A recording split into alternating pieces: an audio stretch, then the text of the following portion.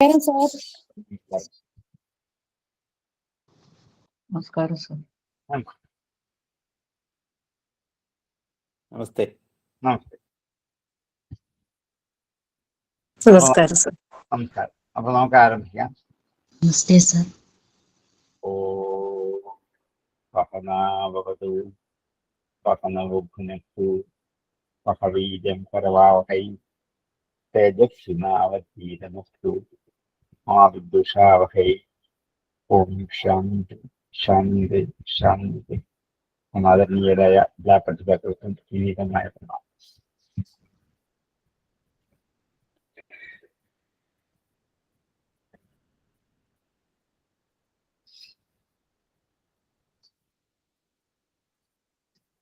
ഏകാദശം 5-ാം അധ്യായം 19. അതെ സർ. ഇനി 19. അടുത്ത ചോദ്യം ഇത് ചോദിക്കാണ്. രാജോവാചാം കസ്മിൻ കാലേ ഭഗവാൻ കിംവർണ്ണഖ്യേദിശോ നൃഭേ നാംനാ വാകേന വിധിന ഉച്യതേ തതിഹോക്ഷ്യതാം. ഇതുവരെ ഭഗവാനെ വേണ്ട വിധത്തിൽ ആരാധിച്ച് പൂജിക്കാത്തവർക്ക് നരകമാണ് ഫലം, ദുർഗതിയാണ്. ദുഷ്കർമ്മം ചെയ്താൽ, പാപം ചെയ്താൽ, ദുഷ്ടത ചെയ്താൽ നരകം തന്നെയാണ് ഫലം എന്ന് ഈ കുറെ ശ്ലോകങ്ങളിലൂടെ വ്യക്തമാണ്. അതിന് മുമ്പ് സൽക്കർമ്മത്തിന്റെ ഫലം പറഞ്ഞിട്ടാണ് അത് ചെയ്യാതിരുന്നാൽ എന്തായിരിക്കും അവസ്ഥ എന്ന് ചോദിച്ചപ്പോൾ ഇതാണ് ദുരവസ്ഥ എന്ന് അതും കൂടി പറഞ്ഞപ്പോൾ ശരി, അങ്ങനെയാണെങ്കിൽ ഞങ്ങൾ ഇനി ഭഗവാനെ പൂജിച്ചുകൊള്ളാം. പക്ഷെ എങ്ങനെ പൂജിക്കണം, എപ്പോൾ പൂജിക്കണം, ഏത് കാലത്ത്, ഇതിനെക്കുറിച്ച് ഒരു വ്യവസ്ഥ എന്തെങ്കിലും ഉണ്ടോ? ഇന്ന് നമുക്കറിയേണ്ടതോ അത് തന്നെയാണ്. കാരണം ഇന്ന് പല ആചാര്യന്മാരും പലതരത്തിൽ പറയും. ഒരാള് അങ്ങനെ വേണം, ഒരാൾ ഇങ്ങനെ വേണം, ഒരാൾ ഇങ്ങനെ വേണം എന്നിങ്ങനെ ഒരു വ്യവസ്ഥയില്ലാത്ത മട്ടിലാണ് നമ്മുടെ ആരാധനകൾ അല്ലെങ്കിൽ പൂജകൾ നിരന്തരമായും നടന്നുകൊണ്ടേയിരിക്കുന്നത്. വ്യവസ്ഥ ഉണ്ട്, പക്ഷെ അതാരും അറിയാറുമില്ല, അറിഞ്ഞാൽ തന്നെ ആചരിക്കാറുമില്ല. അപ്പോഴാണ് ഏതു ചോദിച്ചത്, കസ്മിൻ കാലേ, ഏത് കാലത്താണ് ഭഗവാനെ പൂജിക്കാൻ കാലവ്യവസ്ഥകളുണ്ടോ? രാവിലെയാണോ, ഉച്ചയ്ക്കാണോ, വൈകിട്ടാണോ, ഇന്ന ആഴ്ചകളിലാണോ, ഇന്ന വിശേഷ ദിവസങ്ങളിലാണോ, ഇന്ന മാസങ്ങളിലാണോ, ഇന്ന വർഷത്തിലാണോ എന്നിങ്ങനെ അഹോരാത്രം മുതൽ ഉള്ള കാലവ്യവസ്ഥകളെ കുറിച്ചാണ് ഒരു ചോദ്യം. കസ്മിൻ കാലേ ഭഗവാൻ, ഏത് കാലത്താണ് ആ ഭഗവാൻ പൂജിക്കപ്പെടേണ്ടത്? ഇനി കിം വർണ്ണ, ആ ഭഗവാന്റെ വർണ്ണം എന്താണ്?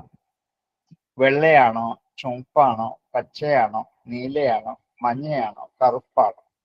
സപ്തവർണ്ണങ്ങളിലും ഭഗവാനെ ഇന്ന് ആരാധിക്കുന്നത് കൊണ്ട് യഥാർത്ഥത്തിൽ ആരാധിക്കേണ്ടത് ഏതു വർണ്ണത്തിലുള്ള ഭഗവാനെയാണ്? കീദൃശോ, എപ്രകാരം? അതിന് വല്ല വിധികളുമുണ്ടോ? ഏത് രൂപത്തിലാണ്, ഏതേത് പൂജാവിധാനങ്ങളിലാണ് എന്ന് നൃഭിഹി മനുഷ്യരാൽ നാംനാവാകേന വിധിന. നാംനാവാ, ഏത് നാമത്താലാണ്, ഏത് നാമമാണ് ഉച്ചരിക്കേണ്ടത്? അവിടെയും ആശങ്കയാണ്. എത്രയോ നാമങ്ങളുണ്ട്, ആയിരക്കണക്കിനല്ല ലക്ഷക്കണക്കിന് നാമങ്ങളുണ്ട്. ഏത് നാമമാണ് ഉച്ചരിക്കേണ്ടത്? രാമയാണോ, കൃഷ്ണയാണോ, ഹരിരാമയാണോ, നമശിവായാണോ? ഇങ്ങനെ നമുക്ക് ഇഷ്ടം പോലെ സംശയങ്ങളാണ്. നാംനാവാ കേന വിധിന, അതിന് വല്ല വിധിയുണ്ടോ? ഇന്നതുപോലൊക്കെയാണ് പൂജിക്കേണ്ടത് എന്ന് വല്ല അടുക്കും ചിട്ടയും അതിനുണ്ടോ? പൂജ്യതേ തത് ഇഹ ഉച്യത. അതിവിടെ പറഞ്ഞാൽ ഉണ്ടെങ്കിൽ അതൊന്നും പറഞ്ഞു തരൂ. തത് ഇഹ ഉച്യതാം തദിഹുച്യതാം. കസ്മിൻ കാലേ ഭഗവാൻ കിംവർണ്ണഖ്യേദിശോ നൃഭേ നാംനാവാകേന വിധിന ഉച്യതേ തദിഹുച്യതാം. കസ്മിൻ കാലേ ഭഗവാൻ കിംവർണ്ണഖ്യേദിശോ നൃഭേ നാംനാവാകേന വിധിന ഉച്യതേ തദിഹുച്യതാം. കരഭാജനൻ എന്ന നവയോഗികളിൽ ഒരാളാണ് ഇതിന് മറുപടി പറയാൻ പുറപ്പെടുക. കരഭാജന ഉവാച. ഓരോരുത്തരും ഓരോന്നിന്റെ ഉത്തരം പറഞ്ഞു പോവുകയാണ്. കൃതം ത്രേത ദ്വാപരന്തകലേഷു കേശവ നാനാവർണ്ണ അഭിധാകാരോ നാനൈവ വിധിനിജ്യതേ. ചോദ്യത്തിന്റെ ഉത്തരം പറയുമ്പോൾ ഇപ്പോഴത്തെ കാര്യം മാത്രം പറഞ്ഞാൽ പോരാ, വിപുലവും വിസ്തൃതവുമായ ഒരു കാലവ്യവസ്ഥയെക്കുറിച്ച് പറയാൻ പോവാണ്. നിമിഷം മുതൽ തുടങ്ങുന്ന കാലത്തിന്റെ അന്തിമം യുഗങ്ങളിൽ എത്തിച്ചേരും. അതുകൊണ്ട് ആ യുഗം മുതൽ ഇങ്ങോട്ട് വരികയാണ്. കൃതം ത്രേത ദ്വാപരന്ത കലിഹി ഇതി 4 യുഗങ്ങളാണ്. യേശു ഇവകളിൽ, ഈ യുഗങ്ങളിൽ കേശവൻ ഭഗവാൻ നാനാവർണ്ണ അഭിധ ആകാരം, നാനാവർണ്ണത്തിലുള്ള പേരോടുകൂടിയ ആകൃതിയോടെ, പലതരം വർണ്ണങ്ങളുണ്ട്, പലതരം ആകൃതികളുണ്ട്, പലതരം ഭേദങ്ങളുണ്ട്, പേരുണ്ട്. നാനായേവ നാനൈവ പലതായിട്ട് തന്നെ വിധിന ഇജ്യത്തെ വിധി കൊണ്ട് പൂജിക്കും. വിധിനേജ്യത്തെ വിധിന വിധി കൊണ്ട് ഇജ്യത്തെ പൂജിക്കുന്നു.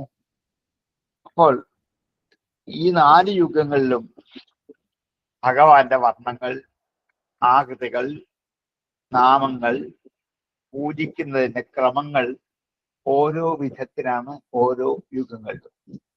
കാരണം കാലഘട്ടങ്ങൾക്കനുസരിച്ച് ആരാധനകൾക്കും നാമങ്ങൾക്കും ചടങ്ങുകൾക്കും വ്യത്യാസം വരുന്നു എന്ന് ഭാഗവതം അന്നേ അംഗീകരിച്ചു കഴിഞ്ഞാണ്.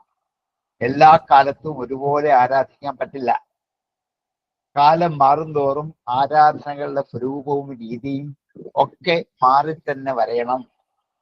അതുകൊണ്ടാണ് 4 യുഗങ്ങൾ 4 വിധത്തിലാണ് ആരാധിച്ചു കൊണ്ടിരുന്നത്. ആരാധനയ്ക്ക് നാനായേവ പല പ്രകാരമുണ്ട്. ആ പല പ്രകാരം വെച്ചാൽ തോന്നിവാസം ചെയ്യാനല്ല, ഏതെങ്കിലും ഒരു പ്രകാരത്തിലൂടെ പോകണം എന്നർത്ഥം. ഈ പ്രകാരങ്ങൾ വിധിരൂപങ്ങളാണ്. ഏതെങ്കിലും ഒരു വിധിയിൽ കൂടി പോവാം. ഒരു വിധിയുമില്ലാതെ ഞാൻ നിശ്ചയിക്കുന്നതൊക്കെ തന്നെയാണ് ഈ ഞാൻ പൂജ ചെയ്യുന്നത്, ഞാൻ ആരാധിക്കുന്നത് അവരുടെ ഭാഗത്തിന് നിശ്ചയിക്കാനും ചെയ്യാനും ആവില്ല എന്നും സ്മൃതികൾ അംഗീകരിച്ചതുപോലെ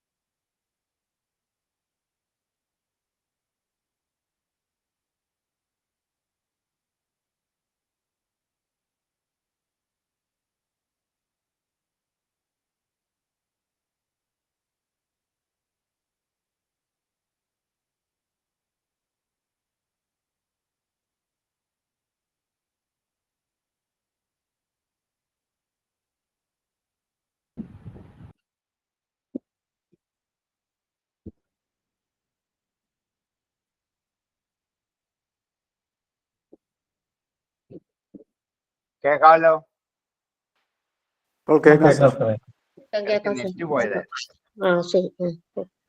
ഇടയ്ക്ക് നെറ്റ് പോയപ്പോ നിന്ന് പോയത്. ഇപ്പൊ കേൾക്കുന്നുണ്ട്. ശരി. ഹൃദയേ ശുക്ലചതുർബാഹുർ ജഡിലോ കലാംബര. ഹൃദയുഗം അത് ആരംഭിക്കുകയാണ്. പക്ഷെ ഇന്ന് പ്രസക്തമാണെങ്കിലും അവിടെ മുതൽ നമ്മൾ അറിഞ്ഞിരിക്കണം. ഒരു കാര്യം പറയുമ്പോൾ അതിന്റെ ചരിത്രം പോലെ തന്നെ പറഞ്ഞു വരണം. ഇപ്പോൾ ഉള്ളത് മാത്രം പറഞ്ഞാൽ പോരല്ലോ. ഇത് ഹൃദയയുഗത്തിൽ ശുക്ല ദേവനെ, ഈശ്വരനെ, ആരുമായിക്കോട്ടെ ആരാധിക്കുന്ന ശുക്ലവർണ്ണത്തിലാണ്, വെള്ള നിറത്തിലാണ്, ചതുർബാഹുവായിട്ടാണ്, 4 കയ്യുണ്ട്, ജട ധരിച്ചവനാണ്, വൽക്കലം ധരിച്ചവനാണ്, അല്ല വൽക്കലം അമ്പരമാക്കിയവനാണ്, മരൂരി ധരിച്ചവനാണ്, കൃഷ്ണാജിനം കൃഷ്ണമാന്റെ തോൾ ധരിച്ചവനാണ്, ഉപവീതം ഊണൂരിട്ടവനാണ്,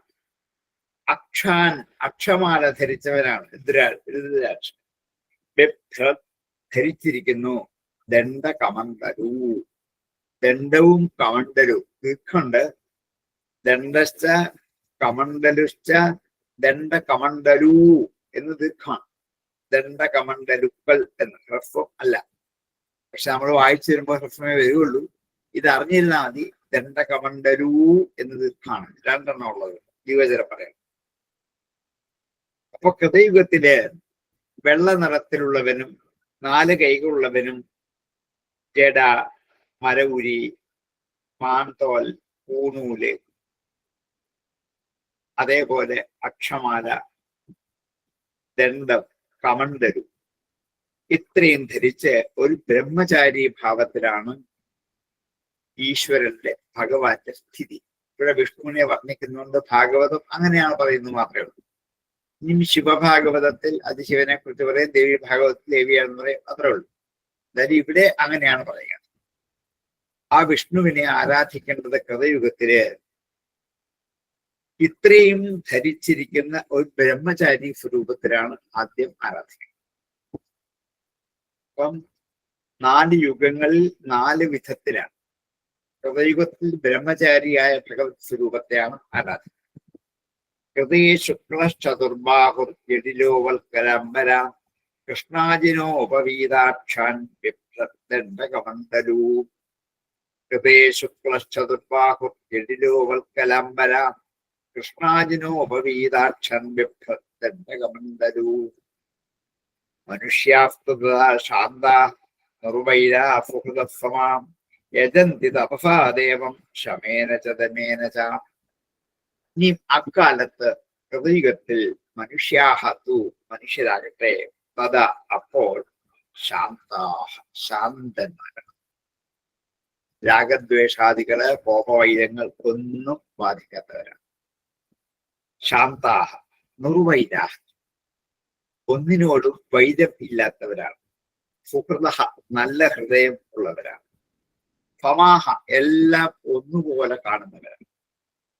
അവർ തപസായജന്തി തപസ്സുകൊണ്ടാണ് പൂജിക്കുന്നത് ദേവം ദേവനെ. ശമേന ച ദമേന ച ശമദവങ്ങൾ ഉൾക്കൊള്ളുന്ന തപസ്സുകൊണ്ടാണ് കഴിയുന്നത്. അപ്പൊ തപസ്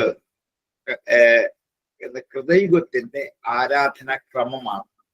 ഇന്ന് തപസ് ചെയ്യാൻ പറ്റില്ല, കൃതയുഗത്തിൽ അത് പറ്റുമായി. അവിടെയാണ് തപസ്സിന്റെ പ്രസക്തി. അവിടെ ദേവന്മാർ, അവിടെ മനുഷ്യര് വൈരമില്ലാത്തവരായിട്ട്, നല്ല ഹൃദയമുള്ളവരായിട്ട്, എല്ലാത്തിനെയും ഒന്നായി കാണുന്നവരായിട്ട്, ശാന്തന്മാരായിട്ട്, ശമദമങ്ങളോടുകൂടി ഇന്ദ്രിയങ്ങളെ അടക്കി മനസ്സിനെ അടക്കി തപസ്സനുഷ്ഠിച്ചുകൊണ്ട് ബ്രഹ്മചാരി സ്വരൂപത്തിലായ ഭഗവത് സ്വരൂപത്തെ അവർ പൂജിച്ചിരുന്നു. മനുഷ്യാസ്തുത ശാന്ത വൈരാ സുഹൃതസമാം യജന്തി തപസാ ദേവം ശമേന ച ദമേന ച. മനുഷ്യാസ്തു തഥാ ശാന്ത നിർവൈരാ സുഹൃതസമാം യജന്തി തപസാ ദേവം ശമേന ച ദമേന ച. ഹംസ സുവർണോ വൈകുണ്ഠോ ധർമ്മോ യോഗേശ്വരോ മല. ഈശ്വര പുരുഷോ വ്യക്ത പരമാത്മേതി ഗീയതേ. ഏതേത് നാമങ്ങൾ കൊണ്ടാണ് ഈ കൃതയുഗത്തിൽ ഈശ്വരനെ, ഭഗവാനെ, വിഷ്ണുവിനെ പൂജിക്കുന്നത്, ആരാധിക്കുന്നത് എന്നാണെങ്കിൽ ഹംസ, ഹംസൻ എന്ന പേരുണ്ട്. സുപർണ, സുപർണൻ എന്ന പേരുണ്ട്. വൈകുണ്ഠ, വൈകുണ്ഠൻ എന്ന പേരുണ്ട്. ധർമ്മൻ എന്ന പേരുണ്ട്. യോഗേശ്വരൻ എന്ന പേരുണ്ട്. ഈശ്വരൻ എന്ന പേരുണ്ട്. ഒന്ന് ചേർത്ത് യോഗേശ്വരേശ്വരൻ എന്ന് പറയാം. അമലൻ എന്ന പേരുണ്ട്. ഈശ്വരൻ എന്ന പേരുണ്ട്. പുരുഷൻ എന്ന പേരുണ്ട്. ഔവ്യക്തനെന്നുണ്ട്, പരമാത്മാവുണ്ട്, ഇത് ഇയതേ എന്നിങ്ങനെ പാടപ്പെടും, എന്നിങ്ങനെ ചൊല്ലപ്പെടുന്നു. ഈ പേരുകൾ ആ യുഗത്തിൽ ഉപയോഗിച്ചാണ്. ഹംസ, സുവർണോ, വൈകുണ്ഠോ, ധർമ്മോ, യോഗേശ്വരോ, അമല, ഈശ്വര പുരുഷോ, അവ്യക്ത പരമാത്മേതി ഗീയതേ. അപ്പൊ ആ കൃതയുഗത്തിലെ ചോദിച്ച ചോദ്യങ്ങളുടെ ഏതാണ്ടായ മറുപടികൾ വ്യക്തമാക്കി കഴിഞ്ഞു. ത്രേതായാം രക്തവർണോഫോ ചതുർബാഹുസ്ത്രിമേഖല ഹിരണ്യകേശസ്ത്രയത്മാഫ്രുവാദ്യുപലക്ഷണ. ത്രേതായാം, അടുത്ത യുഗം ത്രേതായുഗത്തിൽ, ത്രേതായുഗത്തിൽ രക്തവർണ്ണോ, ആ അവൻ ഹൃദയുഗത്തിൽ പൂജിച്ച അതേ ദേവൻ തന്നെ രക്തവർണ്ണനാണ്, ചുവപ്പ് നിറമുള്ളവൻ. ആദ്യം കണ്ടത് വെള്ള നിറമാണ്, ഇപ്പൊ കണ്ടത് ചുവപ്പ് വന്നു.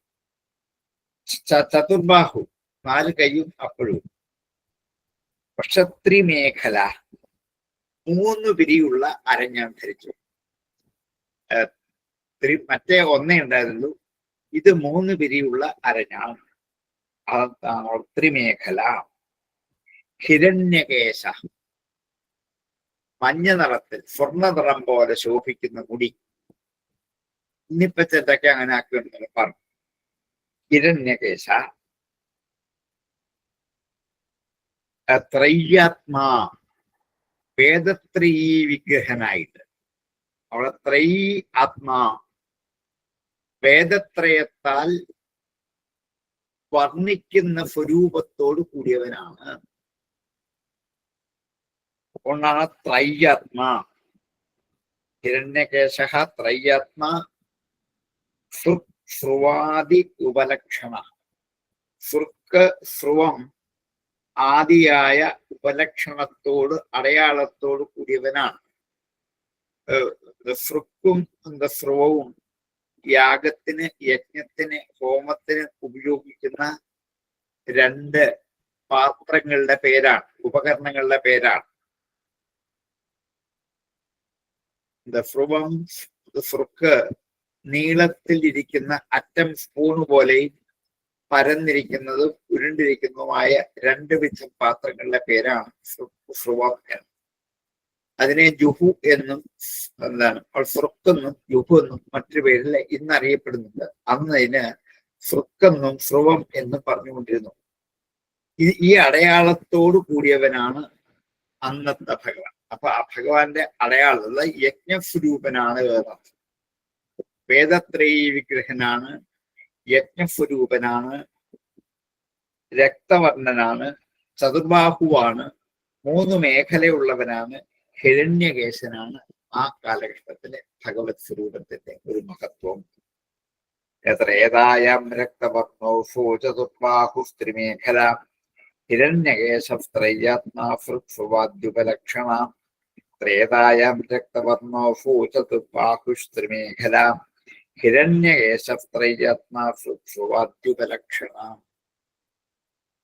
തം തഥാ മനുജാദേവം സർവദേവമയം ഹരിം യജന്തി വിദ്യയാത്രയ്യ ധർമ്മിഷ്ഠാ ബ്രഹ്മവാദിനാം. തം, അവനെ, ആ വിഷ്ണുവിനെ, തഥാ അപ്പോൾ, എപ്പോൾ, ത്രേതായുഗത്തിൽ മനുജാഹ, മനുഷ്യർ, ദേവം, സർവദേവമയം ഹരി, എല്ലാ ദേവന്മാരുടെയും സ്വരൂപം ഒന്നിച്ചേർന്നിരിക്കുന്ന ഹരിയെ യജന്തി, പൂജിക്കുന്നു. എങ്ങനെ? വിദ്യയാത്രയ്യ, വേദവിദ്യ കൊണ്ട്. കൃതയുഗത്തിൽ അതുണ്ടായിരുന്നില്ല, പക്ഷെ ത്രേതായുഗത്തിൽ വേദവിദ്യ കൊണ്ടാണ് ഭഗവാനെ പൂജിക്കുന്നത്. ധർമ്മിഷ്ഠ ബ്രഹ്മവാദിനാം, ധർമ്മിഷ്ഠന്മാരും ബ്രഹ്മവാദികളുമായ, വേദത്തെക്കുറിച്ച് വാദിക്കുന്നവർ, വേദം പഠിക്കുന്നവരായിട്ട് ധർമ്മത്തിൽ നിന്നും തെറ്റിപ്പോകാത്തവർ, ധർമ്മനിഷ്ഠന്മാരാണ്. അതാ ധർമ്മിഷ്ഠൻ.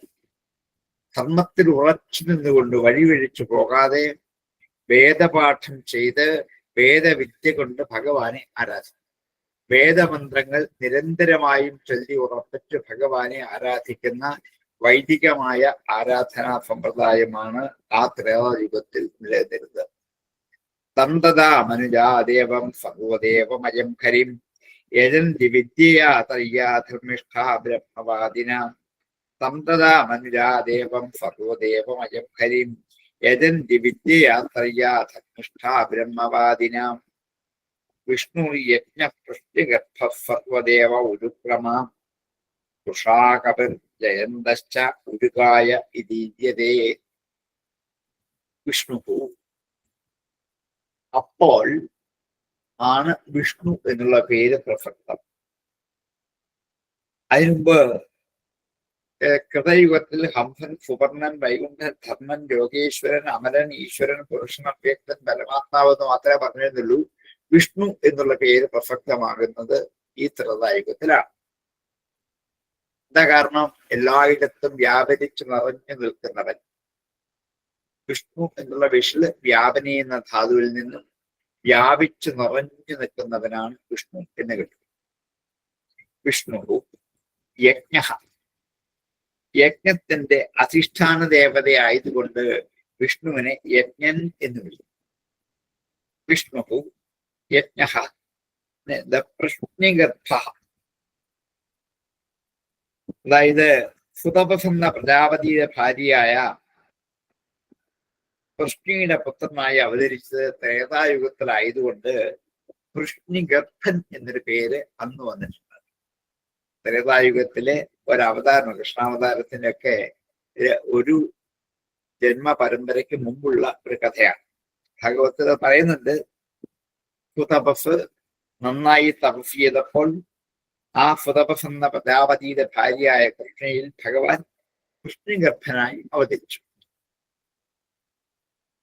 സർവദേവ, എല്ലാ ദേവതാ സ്വരൂപങ്ങളും ഒന്നിച്ചേർന്നവൻ. ഉരുക്രമ, പലതരത്തിലുള്ള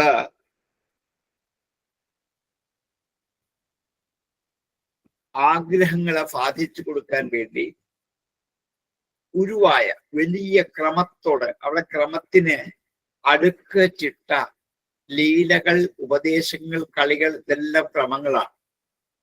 അതെല്ലാം ധാരാളം വഹിക്കുന്നവനായിട്ടാണ് ഭഗവാൻ ഇരിക്കുന്നത്. അതുകൊണ്ടാണ് ഉരുക്രമൻ, ഉരുവായ ക്രമത്തോടുകൂടി വലിയ ക്രമം. അവിടെ ക്രമത്തിന് ചിട്ട, അടുക്ക് എന്നൊക്കെ വേണമെങ്കിൽ നമുക്ക് മലയാളത്തിൽ അർത്ഥം പറയാം.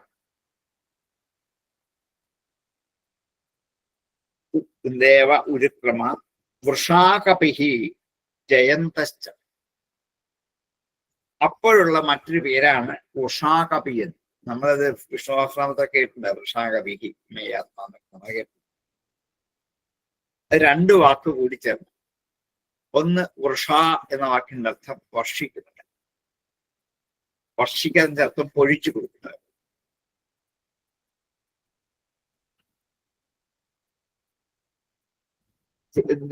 വൃഷ അധികം ആകപിയാണ് വൃഷാകപി ഒന്ന് ചേർത്ത്. ആകപി എന്ന് പറഞ്ഞാൽ ആകമ്പനം ചെയ്യുന്നവൻ, തുടച്ചു നീക്കിക്കളയുന്നവൻ. തന്റെ ഭക്തന്മാർക്ക് ആഗ്രഹിക്കുന്നത് പൊഴിച്ചു കൊടുത്തുകൊണ്ട് അവരുടെ ദൈനംദിന ജീവിതത്തിലെ ദുഃഖങ്ങളെ ആകമ്പനം ചെയ്തു മാറ്റുന്നത് കൊണ്ട് വൃഷാകപി എന്ന് പേരായി. അവിടെ കപി കുരങ്ങൊന്നുമല്ല. വൃഷ ആകപി കുടിച്ചിരുമ്പോൾ വൃഷാകപി, വർഷിച്ച് ആകമ്പനം ചെയ്യുന്നവൻ, സകല കാമങ്ങളെയും പൊഴിച്ചു കൊടുത്തുകൊണ്ട് എല്ലാ ദുഃഖങ്ങളെയും ആകമ്പനം ചെയ്യുന്നവനാണ്. ഇതാണ് ഈ ത്രേതായുഗത്തിലെ ഭഗവാൻ വൃഷാകപി എന്നൊരു പേര് വരാൻ കാരണം. തന്റെ ഇതേ കാര്യങ്ങൾ ദശമസ്കന്ധത്തിൽ ഭഗവാന് നാമകരണം ചെയ്യാൻ വരുമ്പോൾ ഗർഗമുനി പറയും ഇതേ കാര്യങ്ങൾ ഒരു ശ്ലോകത്തിൽ പറയുന്നു. അതെ അതെ, ആഗ്രഹങ്ങൾ സാധിച്ചു കൊടുക്കുന്നുണ്ട്. വേറെ വാക്കാന്നേ ഉള്ളൂ പറയുന്നത്. പ്രേതായ രക്തവർണ്ണോ പറയുന്ന അർത്ഥമുള്ള പറയുന്നത്. വൃഷാകപിഹി ജയന്ത, എല്ലാറ്റിനെയും ജയിക്കുന്നത് കൊണ്ട് ജയന്തൻ എന്നൊരു പേര്. ഉരുകായ, ഭക്തന്മാരാൽ വീണ്ടും വീണ്ടും കീർത്തിക്കപ്പെടുന്നവൻ. ഇതി ഈര്യതേ ഇങ്ങനെ പറയപ്പെടുന്നു. ഇതീര്യതേ ഇത് ഈര്യതേ ഇതീര്യതേ. അപ്പം അവിടെ ഹംസൻ സുവർണൻ എന്നൊക്കെ ആണെങ്കിൽ ഇവിടെ വിഷ്ണു യജ്ഞ കൃഷ്ണഗർഭ സർവദേവ ഉരുക്രമ വൃഷാകപി ജയന്ത ഉരുകായ ഇത് ഈര്യതേ. ഇങ്ങനെ പല പ്രകാരത്തിൽ ഈ വിഷ്ണുവിനെ ത്രേതായുഗത്തിൽ സ്തുതിക്കപ്പെടുന്നു, പാടപ്പെടുന്നു, നാമങ്ങൾ ഉച്ചരിക്കപ്പെടുന്നു. വിഷ്ണു യജ്ഞ കൃഷ്ണഗർഭ സർവദേവ ഉരുക്രമ വൃഷാകപർ ജയന്തശ്ച ഉരുകായ ഇതീര്യതേ. വിഷ്ണു യജ്ഞ കൃഷ്ണഗർഭ സർവദേവ ഉരുക്രമ വൃഷാകപർ ജയന്തശ്ച ഉരുകായ ഇതീര്യതേ. ദ്വാപരേ ഭഗവാൻ ശ്യാമ പീതവാഫാനുജായുധ ശ്രീവത്സാദിഭിരംഗേശ്ച ലക്ഷണൈരുപലക്ഷിതാം. ദ്വാപരയുഗത്തിൽ വന്നപ്പോൾ ഭഗവാൻ ശ്യാമള നിറമുള്ളവനാണ്. ശ്യാമള എന്ന് വെച്ചാൽ പച്ച, പച്ച എന്ന് വെച്ചാൽ ഇളം പച്ച എന്നുള്ള, കറുപ്പിനോട് ചേർന്ന പച്ച എന്നുള്ള. പീതവാഫാഹ മഞ്ഞ വസ്ത്രം ധരിച്ച്, നിജ ആയുധ ശംഖ ചക്രം ഗദാ പങ്കജം, ഈ 4 ആയുധവും ഇപ്പോഴാണ് വരുന്നത്. നേരത്തെ 4 കൈയെന്നേ പറഞ്ഞിരുന്നുള്ളൂ, ഇപ്പൊ 4 കൈ ആയുധവുമായി. അത് ദ്വാപരയുഗത്തിലെ ഭഗവത് സ്വരൂപത്തിനാണ്. മഞ്ഞപ്പട്ടും ഈ ദ്വാപരയുഗത്തിലേ ഉള്ളൂ. ശ്രീവത്സാദിഭി അങ്കൈശ്ച, ശ്രീവത്സാദികളായ അടയാളങ്ങളും ഇപ്പോഴേ ഉള്ളൂ. അങ്കം അടയാളം. ശ്രീവത്സാദിഭി ശ്രീവത്സാദികളായ അങ്കൈഹി അടയാളങ്ങളാൽ ലക്ഷണങ്ങളെ കൊണ്ട് ഉപലക്ഷിത കാണപ്പെടുന്നവർ. ഇപ്പൊ ശ്രീവത്സം കൗസ്തുഭം മുതലായ ലക്ഷണങ്ങളോടുകൂടി മഞ്ഞപ്പട്ടുടുത്ത് 4 കൈകളിൽ ശംഖുചക്ര ഗദാദികളായ ആയുധങ്ങൾ ധരിച്ച് പീതവർണ്ണനായി ശ്യാമനിറത്തോടു കൂടിയവനായ ആ ഭഗവാനെയാണ് ദ്വാപരയുഗത്തിൽ ആരാധിക്കുന്നത്. ദ്വാപരേ ഭഗവാൻ ശ്യാമ പീതവാഫാനുജായുധ ശ്രീവത്സാദിഭിരംഗൈശ്ച ലക്ഷണൈരുപലക്ഷിത. ദ്വാപരേ ഭഗവാൻ ശ്യാമ പീതവാഫാനുജായുധ ശ്രീവത്സാദിഭിരംഗൈശ്ച ലക്ഷണൈരുപലക്ഷിത.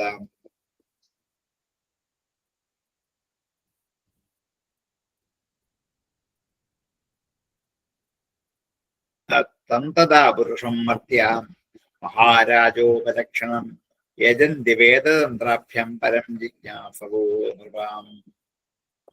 തം അവനെ, തഥാ അപ്പോൾ ആ പുരുഷനെ, മർത്യാഹ മനുഷ്യൻ, മഹാരാജോപലക്ഷണം ഒരു മഹാരാജാവിനെ പൂജിക്കാൻ എന്തൊക്കെ ഉപലക്ഷണങ്ങളാണോ ഉണ്ടാക്കുന്നത് അതൊക്കെ കൊടുത്തു പൂജിക്കുന്നു.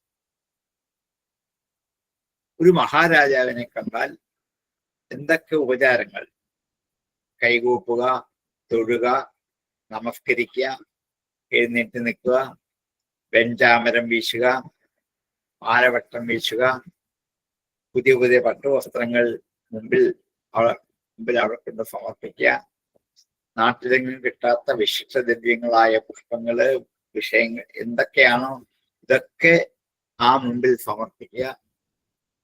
അതേപോലെ എന്താണ്, ധൂപദീപാദികൾ കൊണ്ട് ആരാധിക്കുക. ഇങ്ങനെ കുറേ, അതിനെ 5 വിധത്തിലുള്ള ഉപചാരങ്ങൾ, 12 വിധത്തിലുള്ള ഉപചാരങ്ങൾ, 16 വിധത്തിലുള്ള ഷോഡശോപചാരങ്ങൾ എന്നും ദ്വാദശോപചാരങ്ങൾ എന്നും പഞ്ചോപചാരങ്ങൾ എന്നും താന്ത്രിക വിദ്യയിൽ പൂജാവിധികളില് ധാരാളം പറയുന്നുണ്ട്. ഈ എല്ലാ ഉപചാരങ്ങളോടും കൂടെ മഹാരാജോപലക്ഷണം തം യജന്തി പൂജിക്കുന്നു. വേദതന്ത്രാഭ്യം വേദതന്ത്രങ്ങൾ, വേദങ്ങളിൽ നിന്നും ഉരുത്തിരിഞ്ഞു വന്ന ആഗമങ്ങൾ, ആഗമങ്ങളിൽ നിന്നും ഉരുത്തിരിഞ്ഞു വന്ന തന്ത്രശാസ്ത്രം കൊണ്ടുള്ള പൂജാവിധാനങ്ങൾ കൊണ്ട് വേദമന്ത്രത്തോടു കൂടി ഭഗവാനെ ആരാധിക്കുന്നു ദ്വാപരയുഗത്തിൽ. ഈ ആരാധനയ്ക്ക് കൂടുതൽ പ്രസക്തി ദ്വാപരത്തിലാണ്. പരം ജിജ്ഞാസോ, ഹേ രാജാവേ, ഏറ്റവും അധികം ജിജ്ഞാസയോടെ ഈ ഭഗവാനെ പൂജിക്കുന്നു. എന്തുകൊണ്ടാണ്? പൂജാവിധാനങ്ങളും തന്ത്രവും ഒക്കെ ഈ ദ്വാപരയുഗത്തിലാണ് കൂടുതൽ പ്രസിദ്ധമായത്. തന്തദാ പുരുഷം മർത്യാ മഹാരാജോപലക്ഷണം യജന്തി വേദതന്ത്രാഭ്യം പരം ജിജ്ഞാസവോ നൃപാം. തന്തദാ പുരുഷം മർത്യാ മഹാരാജോപലക്ഷണം യജന്തി വേദതന്ത്രാഭ്യം പരം ജിജ്ഞാസവോ നൃപാം. നീ എന്തൊക്കെ ചൊല്ലിയാണ് സ്തുതിക്കേണ്ടത് ഈ ദ്വാപരയുഗത്തിലാണെങ്കിൽ? നമസ്തേ വാസുദേവായ നമഃ സംഘർഷണായ ച പ്രദ്യുമ്നായ അനിരുദ്ധായ തുഭ്യം ഭഗവതേ നമഃ. വാസുദേവനായിക്കൊണ്ട്, സംഘർഷണനായിക്കൊണ്ട്, പ്രദ്യുമ്നായിക്കൊണ്ട്, അനിരുദ്ധനായിക്കൊണ്ട്, തുഭ്യം ഭഗവതേ തുഭ്യം അങ്ങേക്കായിക്കൊണ്ട് നമസ്കരിക്കുക. ഇത് ഭഗവാന്റെ 4 ശക്തികളാണ്.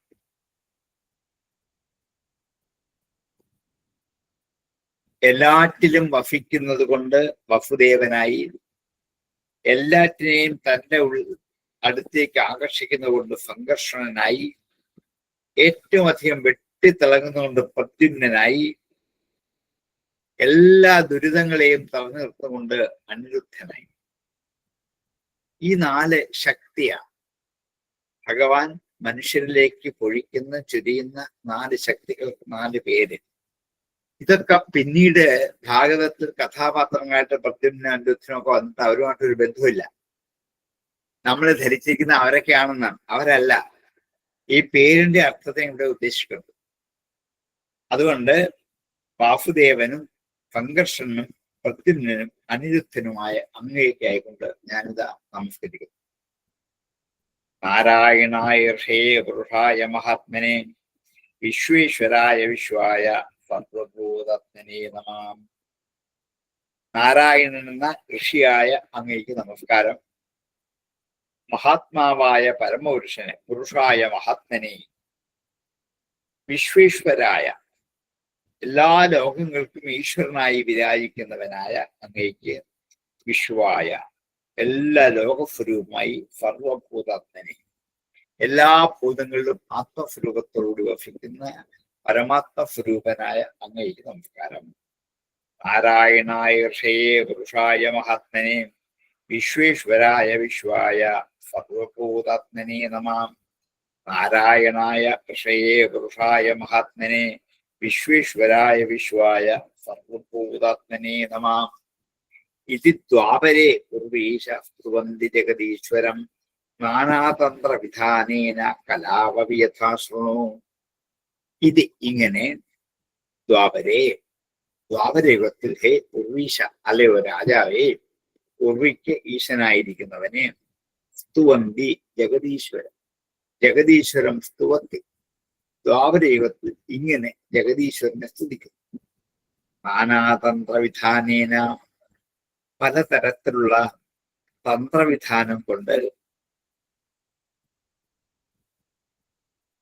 കലൗ അപി യഥാശൃണു, ഇനി കലിയിലും എങ്ങനെയാണ് എന്ന് കേട്ടോളൂ. ദ്വാപരയുഗത്തിൽ മേൽപ്പറഞ്ഞ വിധത്തിൽ ജഗദീശ്വരനെ പൂജിക്കണം. കലിയുഗത്തിലാണെങ്കിൽ അനേകവിധ തന്ത്രങ്ങൾ വിവരിക്കുന്നുണ്ട്. ബുദ്ധിപൂർവം ഭാഗവത ഉപയോഗിച്ചൊരു വാക്കാണ്. ഈശ്വരാരാധനയ്ക്ക് വിനിയോഗിക്കുന്ന തന്ത്രങ്ങൾ കലിയുഗത്തിൽ ധാരാളം ഉണ്ടാകും. തന്ത്രശാസ്ത്രത്തിലെ തന്ത്രങ്ങൾ മാത്രമല്ല, ഇന്ന് നമ്മൾ ശബരിമല കണ്ട ആ തന്ത്രം വരെ ഇതിലേക്ക് അന്തർഭവിക്കുന്നതാണ് എന്ന് ഭാഗവതം അന്ന് സൂചിപ്പിച്ചു വെച്ചിട്ടുണ്ട്. എത്ര കുതന്ത്രങ്ങളിലൂടെ, എത്ര വിധത്തിലുള്ള സംവിധാനങ്ങളിലൂടെ ഒക്കെ ഇതൊക്കെ ഭഗവാനെ ആരാധിക്കുന്നു എന്നാണ് സങ്കല്പം. ഇതൊക്കെ കലിയുഗത്തിലേ നടക്കുള്ളൂ, മറ്റു 3 യുഗത്തിൽ നടക്കില്ല. അതുകൊണ്ടാണ് തന്ത്രം എന്നൊരൊറ്റ വാക്കുകൊണ്ട് മാത്രം ഇവിടെ. നേരത്തെയും തന്ത്രം വന്നതാണ്. അത് പൂജാവിധാനത്തിന്റെ തന്ത്രമാണ്. ഇത് ആർക്കും ഏത് തന്ത്രവും ഇതാണ്. ആർക്കും എന്തെങ്കിലുമൊക്കെ ഒന്ന് നേടി എന്ന് സങ്കല്പിച്ചുകൊണ്ട് ഏതെങ്കിലും മരച്ചുവട്ടിലിരുന്ന് വരുന്നവരുടെ ഭൂതഭാവി ഫലങ്ങളൊക്കെ പറഞ്ഞിട്ട് ഞാൻ ഈശ്വരനാണെന്ന് സ്വയം അഭിമാനിച്ച് എല്ലാവരും എന്നെ പൂജിച്ചോളൂ എന്ന് പറയുന്ന ഒരു തന്ത്രമാണ്. ഇങ്ങനത്തെ എത്ര തന്ത്രങ്ങളാണ് ഇന്ന് ഈശ്വരാരാധനയ്ക്ക് ഇവിടെ നടക്കുക. നാനാതന്ത്രേണ, ഒന്നൊന്നുമല്ല, എണ്ണിയാൽ ഒടുങ്ങാത്ത വിധത്തിലുള്ള തന്ത്രവിധാനങ്ങൾ കൂടി ഇതൊക്കെ ഞങ്ങൾ ഭഗവാനെ യജിക്കുന്നു എന്ന് പറഞ്ഞുകൊണ്ടാണ്. എത്രയിടത്ത് ഇങ്ങനെ കാണാം. അത് കലിയുഗത്തിന്റെ പ്രത്യേകത. അത് ഞാൻ പറയാം, കേട്ടോളൂ എങ്ങനെയാണ്. ഇതി ദ്വാപര ഉർവീശസ്തുവന്തി ജഗദീശ്വരം നാനാതന്ത്രവിധാനേന കലാവപി യഥാ ശൃണു. ഇതി ദ്വാപര ഉർവീശസ്തുവന്തി ജഗദീശ്വരം നാനാതന്ത്രവിധാനേന കലാവപി യഥാ ശൃണു. കൃഷ്ണവർണം തുഷാകൃഷ്ണം സാംഗോപാംഗാംഗാസ്ത്രവാർഷദം യജ്ഞൈ സങ്കീർത്തനപ്രായേ യജന്തി സുമേധഭാം. കലിയുഗത്തിൽ കൃഷ്ണവർണ്ണനാണ് ഭഗവാൻ. ദ്വാപരയുഗത്തിൽ ജനിച്ചവനാണ് കൃഷ്ണൻ എങ്കിലും കലിയുഗത്തിൽ ആരാധിക്കുന്നത് കൃഷ്ണവർണ്ണത്തിലാണ്. അതുകൊണ്ടാണ് കൃഷ്ണം എന്ന് ഇവിടെ ഈ കലിയുഗത്തിൽ ഈശ്വര സ്വരൂപത്തെ കൃഷ്ണവർണ്ണത്തിലാണ് ആരാധിക്കുന്നത്. അതുകൊണ്ട് ഭഗവാന്റെ അന്നത്തെ വർണ്ണം കറുപ്പാണ് എന്നൊന്നും പറയാൻ പറ്റില്ല. കറുപ്പ് ആണ്, അത് കലർന്ന ഒരു നിറത്തോടു കൂടിയാണ് വർണ്ണിക്കുന്നതെങ്കിലും അന്നങ്ങനെ ആവണമെന്നില്ല. പക്ഷേ ഇന്ന് ആ കൃഷ്ണനെ കറുത്ത വർണ്ണത്തോടു കൂടി തന്നെയാണ്. കൃഷ്ണവർണ്ണം തുഷാകൃഷ്ണം, കാന്തി കൊണ്ട് അകൃഷ്ണം, അകൃഷ്ണം, തുഷാകൃഷ്ണം, അതിന്റെ തിളക്കവും ശോഭ കൊണ്ട് കറുപ്പല്ലെന്ന് തോന്നി, പക്ഷെ കറുപ്പാണ്. കറുപ്പിന്റെ തിളക്കം എന്ന് വേണേൽ പറയാം. കറുപ്പിന് തിളക്കം ഉണ്ടോ എന്ന് ചോദിച്ചാൽ ഭഗവാന്റെ കൃഷ്ണവർണ്ണത്തിന് നല്ല തിളക്കമാണ്. അതിങ്ങനെ പ്രകാശം പോലെ വെട്ടിത്തിളങ്ങും ആ കറുപ്പ്. ഇന്ദ്രനീലക്കല്ല് പോലെ എന്ന് വേണേൽ പറയാം. ഇന്ദ്രനീലക്കല്ലിന് കറുപ്പാണ്, നീലയാണ്, പക്ഷെങ്കിൽ അതിങ്ങനെ പ്രകാശം കിടന്ന് വെട്ടിത്തിളങ്ങുമ്പോൾ കറുപ്പാണെന്ന് തോന്നിക്കില്ല. ഇതാണ് ഭഗവാന്റെ. അതുകൊണ്ടാണ് കൃഷ്ണവർണ്ണം തുഷാ അകൃഷ്ണം തുഷാകൃഷ്ണം, ശോഭ കൊണ്ട് കറുപ്പല്ല. സാംഗോപാംഗാസ്ത്രവർഷദം, സാംഗം അംഗങ്ങളോടുകൂടി, ഉപാംഗം അകമ്പടികളോടുകൂടി, സാംഗ ഉപാംഗ അസ്ത്രങ്ങളോടുകൂടി, പാർഷദന്മാരോടുകൂടി. പാതുക്ക നിൽക്കുന്നവരാണ് പാർഷദന്മാർ. സുനന്ദാദികളായ പാർഷദന്മാരെ, അതേപോലെ കൗസ്തുഭം, വനമാല തുടങ്ങിയുള്ള ഉപാംഗങ്ങള്, അതേപോലെ ഈ 4 കൈയിലും ആഭരണങ്ങളോട് കൂടി. ഇതാണ് കലിയുഗത്തിൽ കാണപ്പെടുന്ന ഭഗവത് സ്വരൂപം. കൃഷ്ണവർണ്ണം തുഷാകൃഷ്ണം സാംഗോപാംഗ അസ്ത്രപാർഷദാഹ. അപ്പോൾ ഭഗവാന്റെ കയ്യിൽ ആയുധങ്ങളുണ്ട്, അസ്ത്രങ്ങളുണ്ട്. വില്ലുണ്ട്, കോദണ്ഡം എന്ന വില്ല്, അല്ല എന്താണ് കോദണ്ഡം രാമന്റെ ആണ്.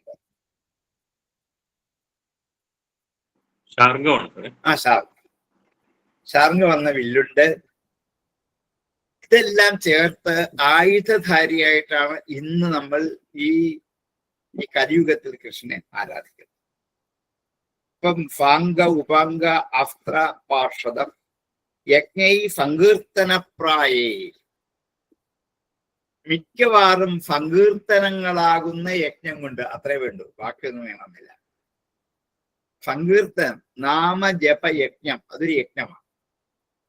യജന്തി, യജിക്കുന്നു, സുമേധഫഃ, നല്ല ബുദ്ധിയുള്ളവർ, വിവേകികളായ ആൾക്കാർ, ബുദ്ധിയുള്ളവർ നാമജപയജ്ഞം കൊണ്ട് മാത്രം, ബാക്കിയൊന്നും കലിയുഗത്തിൽ ആവില്ല.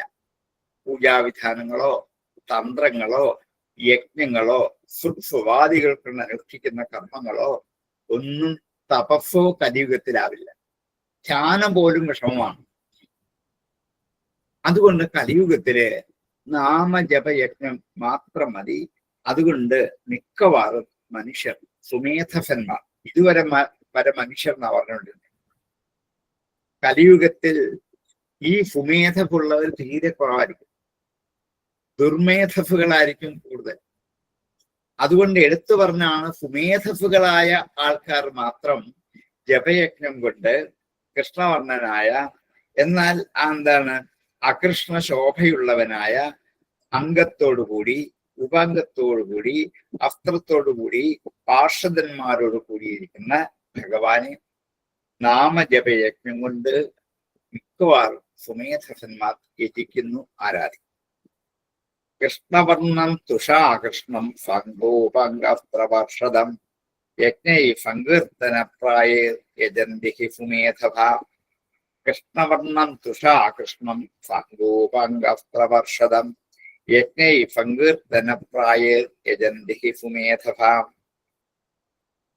ഒരു പക്ഷെങ്കില് ദ്വാപരയുഗത്തിന്റെ അവസാനത്തിൽ കൃഷ്ണാവതാരം കഴിഞ്ഞു, ഭഗവാന്റെ സ്വർഗാരോഹണം കഴിഞ്ഞു. അതെപ്പ കഴിയുന്നു അപ്പോഴാണ് കലിയുഗം ആരംഭിക്കുന്നത് എന്ന് ഭാഗവതനെ പറഞ്ഞിട്ടുണ്ട്. അതുകൊണ്ട് കൃഷ്ണാവതാരത്തെ തന്നെയാണ് കലിയുഗത്തിലെ ജനങ്ങൾക്ക് ഭജിക്കാൻ അവകാശമുള്ളത് എന്ന് സ്പഷ്ടമാകും. ഓരോ കാലത്തിലിരിക്കുന്ന ജനങ്ങളുടെ സ്ഥിതി അനുസരിച്ചായിരിക്കും ഭഗവാന്റെ അവതാരം. അതുകൊണ്ട് കലിയുഗത്തിലെ ജനങ്ങൾക്ക് ഭക്തി തോന്നിക്കത്തക്ക സ്വരൂപത്തെയും നാട്യങ്ങളെയും അനുസരിച്ചിട്ടാണ് കൃഷ്ണാവതാരം. ഓരോ കാലത്തിലും അതാതിനനുസരിച്ചിട്ടാണ് ഭഗവാൻ അവതരിച്ച് പ്രത്യക്ഷപ്പെടുക. കലിയുഗത്തിൽ എപ്രകാരം ഭക്തി ഉണ്ടാകുമോ അതിന് തക്ക രൂപവേഷഭാവങ്ങൾ കൂടിയാണ് ഭഗവാൻ കലിയുഗത്തിൽ നിലനിൽക്കുന്നത്.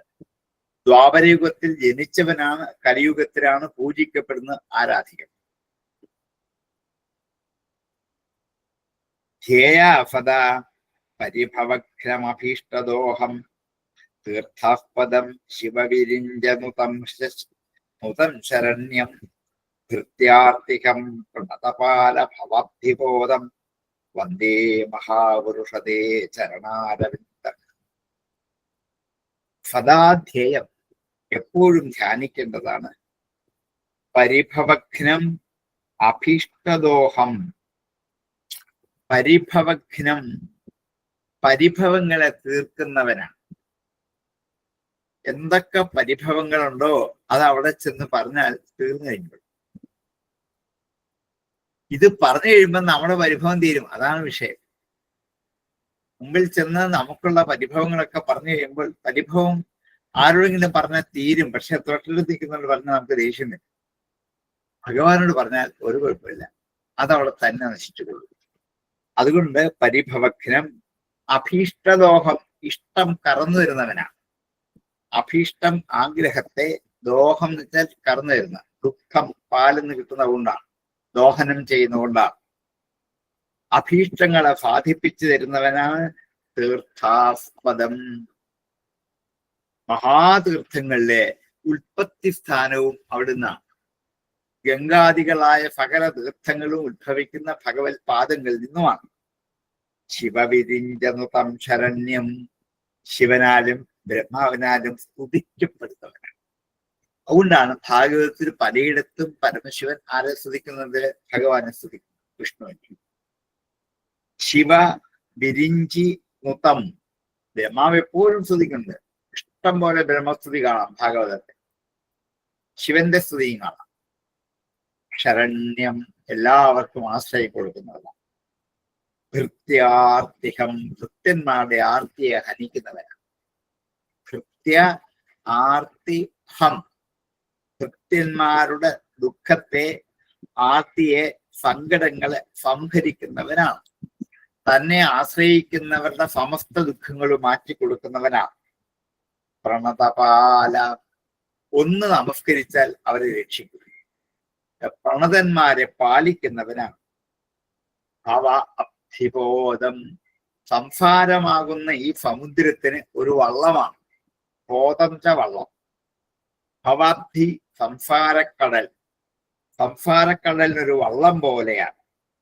അങ്ങനെയുള്ള മഹാപുരുഷ, മഹത്പുരുഷനായ തേ ചരണാരവിന്ദം അങ്ങയുടെ പാദാംബുജങ്ങളെ വന്ദേ ഞാൻ വന്ദിക്കുന്നു.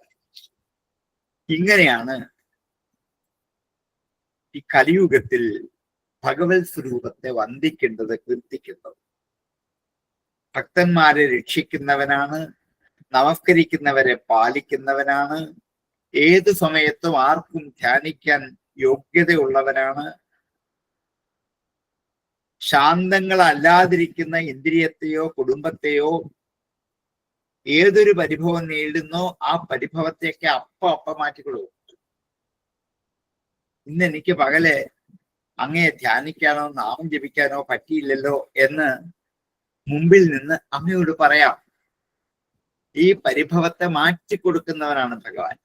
ഇതൊക്കെ നമ്മൾ അറിയാതെ ചെയ്തുകൊണ്ടിരിക്കുന്ന കലിയുഗത്തിന്റെ ഒരു ആരാധനയുടെ മഹത്വത്തെ കുറിച്ച് പറയുകയാണ്. അതുപോലെ ഗംഗാദികളായ സകല തീർത്ഥങ്ങളിലെയും ഉൽപ്പത്തി സ്ഥാനവും അവിടുന്ന് തന്നെയാണ്. ബ്രഹ്മ വിഷ്ണു മഹേശ്വരന്മാരാൽ പൂജിക്കപ്പെടുന്നത്, സ്തുതിക്കപ്പെടുന്നതല്ല. ആര് ശരണം പ്രാപിച്ചോ അവർക്ക് രക്ഷപ്പെടും. ഭക്തന്മാർക്ക് ഭാവിയിൽ ഉണ്ടാകാൻ പോകുന്ന പീഡകൾ പോലും മാറ്റിക്കൊള്ളും. അങ്ങനെ അവരെ എപ്പോഴും സംരക്ഷിച്ചു കൊണ്ടിരിക്കുന്നവനാണ്. സംസാരക്കടൽ വീണു മുഴുകുന്നവർക്ക് ഒരു കപ്പലായി, ഒരു വള്ളമായി അങ്ങ് അക്കരെ കടന്നു. അങ്ങനെയുള്ള അങ്ങയുടെ പാദാംബുജത്തെ ഞാനിതാ ആശ്രയിക്കുന്നു, സേവിക്കുന്നു, ഭജിക്കുന്നു.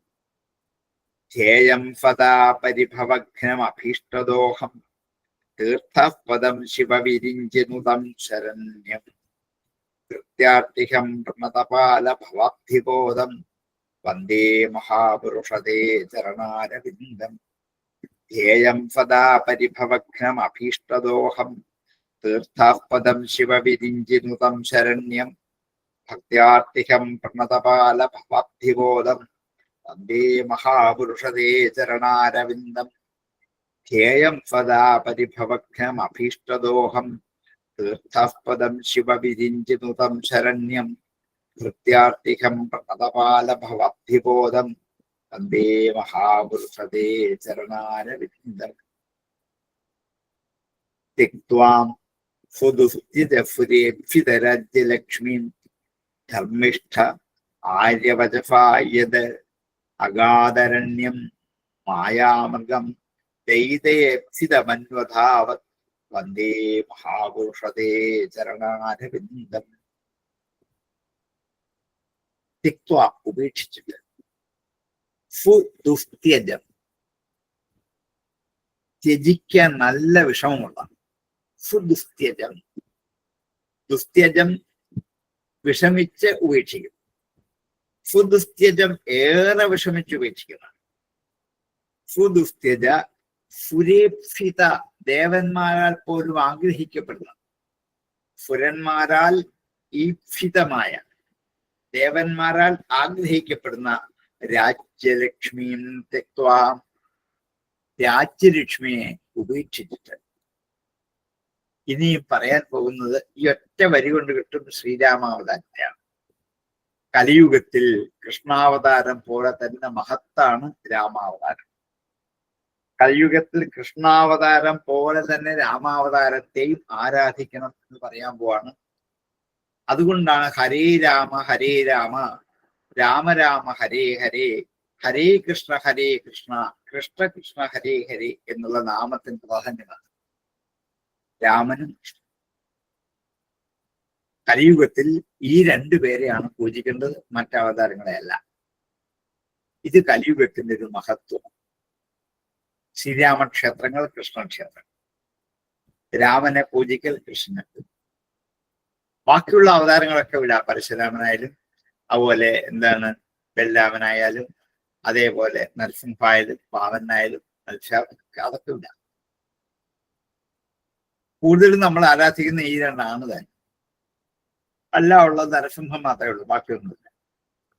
മത്സ്യാവതാരത്തിന് ഒരു ക്ഷേത്രമില്ല, കൂർമാവതാരത്തിന് ക്ഷേത്രമില്ല, അപൂർവം ഉണ്ടെങ്കിലേ ഉള്ളൂ. ലക്ഷ്മി ധർമ്മിഷ്ഠ, ധർമ്മത്തിൽ ഉറച്ചു നിന്നവനാണ്. ധർമ്മം എന്താണെന്ന് കാണിച്ചു കൊടുക്കാൻ വേണ്ടി അതിൽ നിന്നും അണുവിടെ പോലും വ്യതിചലിക്കാത്തവൻ.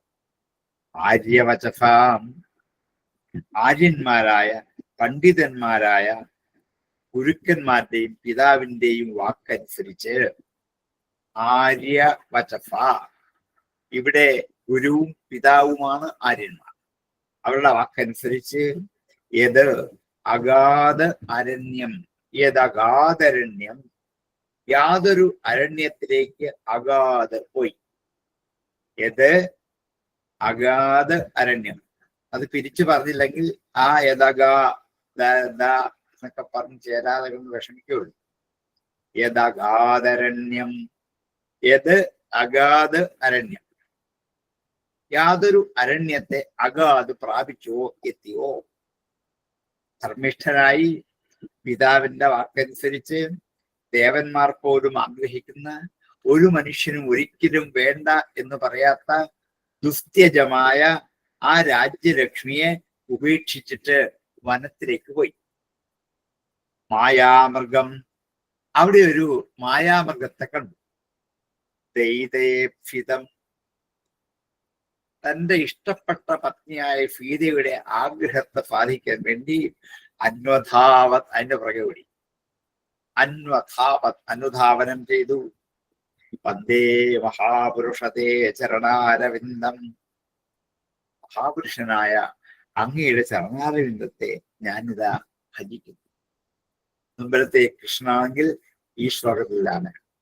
ഈ രണ്ട് ശ്ലോകങ്ങൾ കലിയുഗത്തിൽ രാമക്ഷേത്രത്തിലും കൃഷ്ണക്ഷേത്രത്തിലും ഉച്ചരിച്ചു. ശ്രീരാമന് മുമ്പിൽ ചെന്ന ഈ ശ്ലോകമാണ്. ലക്ഷ്മീം ധർമ്മിഷ്ഠ ആര്യവചഫായദഗാധരണ്യം മായാമർഗം ദയിതേപ്സിതമന്വധാവത് വന്ദേ മഹാപുരുഷതേ ചരണാരവിന്ദം.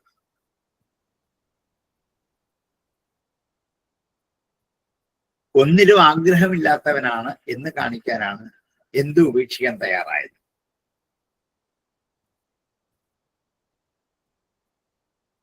ഭക്തന്മാരെ അനുഗ്രഹിക്കാൻ വേണ്ടി താൻ കുറെ കർമ്മങ്ങൾ ചെയ്തു എന്ന് ബോധ്യപ്പെടുത്തുക. അങ്ങനെയുള്ള ആ മഹാപുരുഷൻ എന്തൊക്കെയാണ് ഇവിടെ ത്യജിച്ചത്? ഒരു വിഷമവുമില്ലാതെ രാജ്യം, സ്വത്ത്, സമ്പത്ത്, അനുജന്മാരെ, അച്ഛനമ്മമാരെ, അവസാനം അനുജനെ, പത്നിയെ ഒക്കെ ഉപേക്ഷിക്കും. അങ്ങനെ സുദുത്യജമായ ആ രാജ്യലക്ഷ്മിയെ ഉപേക്ഷിക്കാൻ പാകത്തിനുള്ള ഒരു ബലം സ്വീകരിച്ച് ഈശ്വരനെ വേണം ആരാധിക്കാൻ. അതേപോലെ പിതൃവാക്യത്തെ പരിപാലിക്കാൻ വേണ്ടി അത് പുത്രന്റെ ധർമ്മമാണെന്ന് കലിയുഗത്തിൽ കാണിച്ചു കൊടുത്തു. എന്താണ് പുത്രധർമ്മം എന്ന് കാണിച്ചു കൊടുത്തു. കാട്ടിൽ അകപ്പെട്ടപ്പോൾ തന്റെ പ്രിയപത്നിയുടെ ആഗ്രഹമനുസരിച്ച് പൊന്മാന്റെ പിറകെ പോയി. അത് മായയാണ്. ഈ പൊന്മാൻ മായയാണ്, രാക്ഷസ മായയാണ്. ഈ മായയെ തിരിച്ചറിയണം എന്ന് കാണിക്കാൻ പോവാണ്. ഇങ്ങനെയുള്ള എത്രയോ പൊന്മാനുകളുടെ പുറകെയാണ് നമ്മളൊക്കെ ഓടി നടക്കുക. ഭാര്യയുടെയോ അച്ഛന്റെയോ അമ്മയുടെയോ മക്കളുടെയോ സുഹൃത്തുക്കളുടെയോ ആഗ്രഹം അനുസരിച്ചാണ് ഈ ഓട്ടം മുഴുവൻ. പോരാനിട്ട് തന്റെ സ്വന്തമായ ആഗ്രഹം. എത്ര ആഗ്രഹങ്ങളാണ് ഉള്ളിൽ കിടക്കുന്നത്. അതിനുവേണ്ടി ഈ മായാവൃതമായ ലോകത്തിൽ ഓരോന്ന് കണ്ടിട്ട് അത് കൊള്ളാം, അത് കൊള്ളാം, അത് കൊള്ളാം എന്ന് അതിന്റെ പിറകെ ഓടി നടന്ന് അവസാനം ആപത്തിൽ ചെന്ന് അകപ്പെട്ട് അതിൽ നിന്നും ബുദ്ധിമാന്മാരുടെ ഉപദേശം കൊണ്ട് കരകയറി യഥാർത്ഥമായ ആത്മസ്വരൂപത്തെ കാണിച്ചു തന്ന ആ ശ്രീരാമചന്ദ്ര സ്വാമിയെ ഞങ്ങളിതാ ആരാധിക്കും. എത്രയെത്ര ഉപദേശങ്ങൾ ഈ ഒരൊറ്റ ശ്ലോകത്തിൽ കൂടി നമുക്ക് തന്നു. ഇന്നത്തെ മനുഷ്യരുടെ ദുസ്ഥിതിയാണ് ഈ ഓട്ടം. ഏതുപോലെയാണ് ശ്രീരാമൻ പൊന്മാന്റെ പുറകെ പോയവൻ. അത് ഭാര്യയുടെ ആഗ്രഹം അനുസരിച്ചിട്ടാണ്. ഇങ്ങനെ ഓരോരുത്തരുടെയും ആഗ്രഹം സാധിക്കാൻ വേണ്ടി ജീവിതം മുഴുവൻ ഓടി നടക്കല്ലേ ചെയ്യാം. മായാവൃതമായ ലോകത്തിൽ എത്ര എത്ര സ്ഥലത്ത് ചിലപ്പോ ആപത്തിൽപ്പെടും. അതിന്ന് കരകയറണമെങ്കിൽ പിന്നെ പല ഉപദേശങ്ങളും പല കർമ്മങ്ങളും ചെയ്യേണ്ടി വരും. അതൊക്കെ ചെയ്യും. സൽക്കർമ്മമാണെങ്കിൽ വേഗം കയറാം, ചിലപ്പോൾ ദുഷ്കർമ്മമായിരിക്കും, വീണ്ടും അതിനേക്കാൾ വലിയ അപകടത്തിലേക്ക് പോകും, പിന്നെയും ദുഷ്കർമ്മത്തിലേക്ക് പോകും. ഇതല്ലേ ഇപ്പൊ സംഭവിച്ചുകൊണ്ടേയിരിക്കുക. അതിൽ നിന്നും കരകയറുവാൻ മഹാപുരുഷനായ ഹേ ശ്രീരാമചന്ദ്രസ്വാമി, അങ്ങയുടെ പാദാരവിന്ദത്തെ ഞാൻ ഇതാ ഭജിക്കുന്നുവെന്ന് മനോഹരമായി കലിയുഗത്തിൽ ശ്രീരാമനെ ഭജിക്കേണ്ട വിധവും ഉപദേശിച്ചു. തെക്വാഫുദിത്യജം അഫുരേപ്സിതരാജ്യലക്ഷ്മീം ധർമ്മിഷ്ഠ ആര്യവജഫായതഗാദരണ്യം മായാമൃഗം ദയിതേപ്സിതമന്വധാവത് വന്ദേ മഹാപുരുഷതേ ചരണാരവിന്ദം. തെക്വാഫുദുസ്ത്യജം അഫുരേപ്സിതരാജ്യലക്ഷ്മീം ധർമ്മിഷ്ഠ ആര്യവജഫായതഗാദരണ്യം മായാമൃഗം ദയിതേപ്സിതമന്വധാവത് വന്ദേ മഹാപുരുഷതേ ചരണാരവിന്ദം. त्यक्त्वाफुदुस्त्यजफुरेप्सितराज्यलक्ष्मीं धर्मिष्ठ आर्यवजफायदगादरण्यं मायामृगं दय्यतेप्सितमन्वधावत् वन्दे महापुरुषते चरणारविन्दम्. एवं युगानुरूपाभ्यां भगवन् युगवर्तिभिः मनुजैरिज्यते राजन् सेफामीश्वरो हरि. ഏവം ഇങ്ങനെ യുഗ അനുരൂപാഭ്യാം, യുഗങ്ങൾക്ക് ചേർന്ന വിധത്തിൽ, അനുരൂപാഭ്യാം എന്ന് ദ്വിവചനം പ്രയോഗിച്ചത് നാമം കൊണ്ടും രൂപം കൊണ്ടും കിട്ടാൻ വേണ്ടിയാണ്. യുഗ അനുരൂപാഭ്യാം, യുഗാനുരൂപേണ എന്ന് ഏകവചനം പറഞ്ഞാൽ മതിയായിരുന്നു. പക്ഷെ അനുരൂപാഭ്യാം എന്നുള്ള ദ്വിവചനം പ്രയോഗിച്ചത് ഈ രണ്ടെണ്ണത്തെ കാണിക്കാണ്. നാമം, രൂപം, ഇവകളെ കൊണ്ട് ഭഗവാൻ യുഗവർത്തിഭി, അതാത് യുഗത്തിൽ വർദ്ധിക്കുന്ന മനുജൈഹി, മനുഷ്യരാൽ ഇജ്ജതേ, പൂജിക്കപ്പെടുന്നു. ഹി രാജാവേ, ശ്രേയഫാം ഈശ്വരോ ഹരി, ശ്രേയഫുകൾക്ക് ഈശ്വരനാം സാക്ഷാൽ ഹരി. ഏവം യുഗാനുരൂപാഭ്യാം ഭഗവൻ യുഗവർത്തിഭി മനുജൈരിജ്യതേ രാജൻ ശ്രേയഫാം ഈശ്വരോ ഹരി. ഏവം യുഗാനുരൂപാഭ്യാം ഭഗവൻ യുഗവർത്തിഭി മനുജൈരിജ്യതേ രാജൻ ശ്രേയഫാം ഈശ്വരോ ഹരി. ഇനിയും കലിയുഗത്തിന്റെ മാഹാത്മ്യം പറയാൻ പോവാണ്. യുഗങ്ങളിൽ 4ലും കലിയുഗമാണ് നല്ലു എന്ന് നമ്മള് എന്താണ് ഈ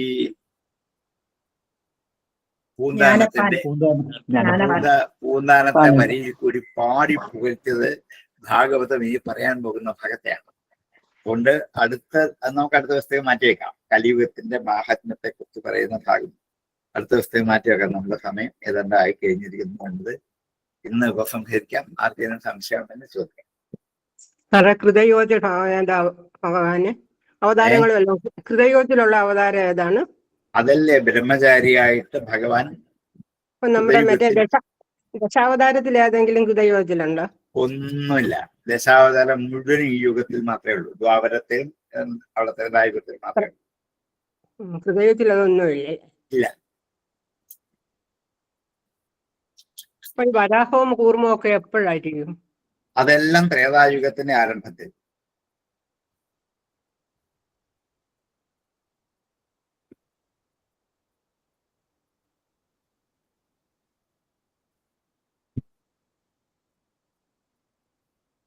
അത് ഈ 33, 34 സ്തുതിക്കാൻ ചെല്ലാൻ പാടും ഇത് രണ്ടും ഇപ്പൊ പറഞ്ഞു. പിന്നെന്താ അതിനാ വേണ്ടത്? കാരണം ഭാഗവതം നമുക്ക് പറഞ്ഞത് 2 സ്തുതിയാണ്. ഇത് കാണാൻ വെച്ച് ചൊല്ലിക്കോളൂ. വിഷ്ണു ക്ഷേത്രങ്ങളിലും ശ്രീരാമൻ ക്ഷേത്രത്തിലും ഇത് ചൊല്ലിയാൽ മാത്രം മതി. കാരണം രാമന്റെ അവതാരത്തിന്റെ മഹത്വം മുഴുവൻ 2 വരി കാണിച്ചു. ഇങ്ങനെ രാമായണം ചുരുക്കാൻ ആർക്ക് പറ്റും?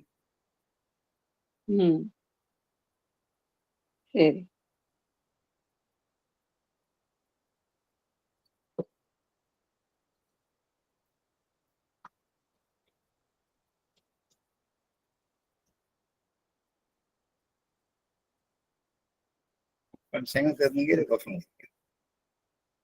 ബാക്കി അടുത്ത ദിവസം.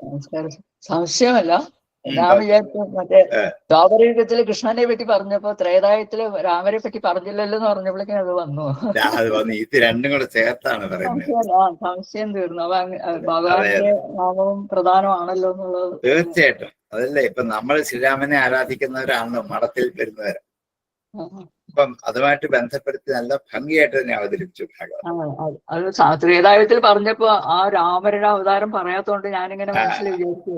ഓ അത് ശരി. അപ്പൊ ഇതാ താങ്ക് യു സാർ.